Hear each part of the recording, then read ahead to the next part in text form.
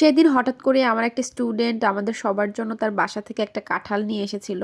আর আমরা সবাই ক্লাস শেষ করে ভাবছিলাম যে কাঁঠালটা কিভাবে খাওয়া যায়।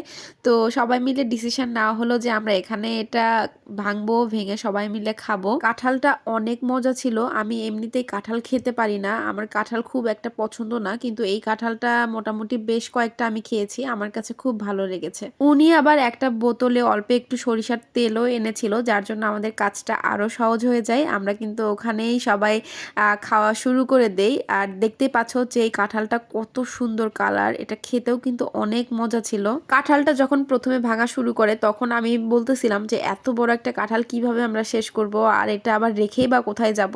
কিন্তু নিমিষেই যে এত তাড়াতাড়ি শেষ হয়ে যাবে একটা পুরো কাঁঠাল আমরা কয়েকজন মিলে শেষ করতে পারবো, আসলে এটা আমি পরে ভাবলাম যে আসলেও তো শেষ হইলো। প্রত্যেকের কাছেই কাঁঠালটা অনেক ভালো লেগেছে, সবাই অনেক আনন্দের সাথে খেয়েছে। আর একটা জিনিস যেমনই হোক না কেন, সবাই একসাথে খেলে কিন্তু সেটার মজা এমনিতেই দ্বিগুণ হয়ে যায়। তো এইভাবেই আমাদের খাওয়া দাওয়া শেষ, আমরা বাসায় চলে আসি। তো আজকের ভিডিওটা এ পর্যন্তই, সবাই ভালো থেকো। আর ভিডিও ভালো লাগলে কিন্তু আমার পেজটা অবশ্যই ফলো করে দিও।